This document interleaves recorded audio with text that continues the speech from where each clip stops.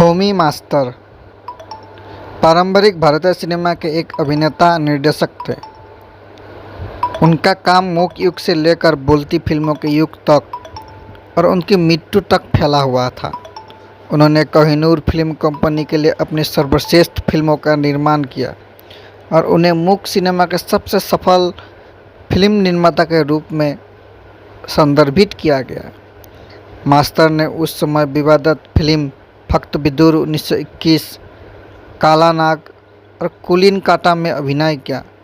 उनकी कुछ महत्वपूर्ण फिल्में बिस्सी शादी, मनोरमा, दो घड़ी की मौज 1935, समाज की भूल 1934 और गुल सोनोवर 1934 थी।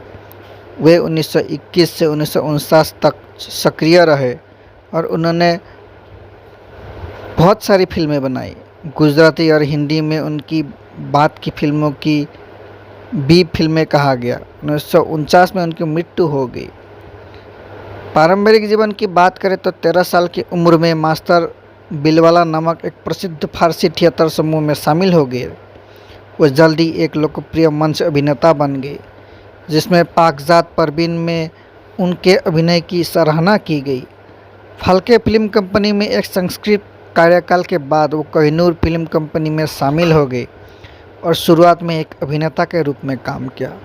उन्होंने बिस्सी शादी से शुरुआत करते हुए उनके लिए फिल्मों का निर्देशन किया। 1920 के दशक की बात करें तो होमी मास्टर ने निर्देशन का मौका मिलने से पहले 3 फिल्मों में अभिनय किया। 3 फिल्में भक्त विदुर 1921, जिसमें दुर्योधन की भूमिका में नजर आए, अजामिल 1922 और बत्रासुर वध 1923 कांजी भाई राठौर द्वारा निर्देशित की गई थी। उन्होंने काला नाग में मुख्य भूमिका निभाई, एक फिल्म जिसे उन्होंने 1924 में राठौर के साथ सह निर्देशन करने में मदद की थी।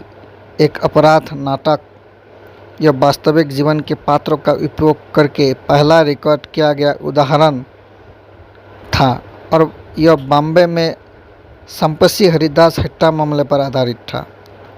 1924 में मास्टर ने द्वारा का संपत की कोहिनूर फिल्म कंपनी के साथ निर्देशन के रूप में अपना करियर शुरू किया। कोहिनूर के लिए उनकी पहली फिल्म बिस्सी सदी थी, जिसमें राजा सेंडो, मिस मोटी और नूर मोहम्मद सरली ने अभिनय किया था। एक सामाजिक, यह फिल्म एक फेरी वाला के बारे में थी जो एक मिल मालिक बन जाता है और अपने अधीन काम करने वाले लोगों का शोषण करता है। मनोरमा 1924 प्रसिद्ध गुजराती रोमांटिक कवि कलापी की आत्मकथात्मक कविता हृदय त्रिपुटी पर आधारित थी। यह फिल्म फंतासी शैली में बनाई गई थी और 14 सप्ताह तक चलने पर सभी रिकॉर्ड तोड़ दिए। इस समय की अन्य महत्वपूर्ण फिल्में थी द टेलीफोन गर्ल 1926, जिसे टेलीफोन नी तरुणी भी कहा गया जाता है, कोहिनूर द्वारा निर्मित और रूबी मायर्स, गौहर और राजा सेंडो द्वारा अभिनीत एजुकेटेड वाइफ या भानेली भामिनी 1927, गौहर, वैद्य और राजा सेंडो के साथ कोहिनूर की एक और फिल्म थी। यह सामाजिक फिल्म थी जो बॉक्स ऑफिस पर सफल रही। गुल सोनोवर 1928 कोहिनूर फिल्म कंपनी का एक काल्पनिक निर्माण था जो फारसी परिकथा रोमांस पर आधारित था और मास्टर द्वारा निर्देशित था।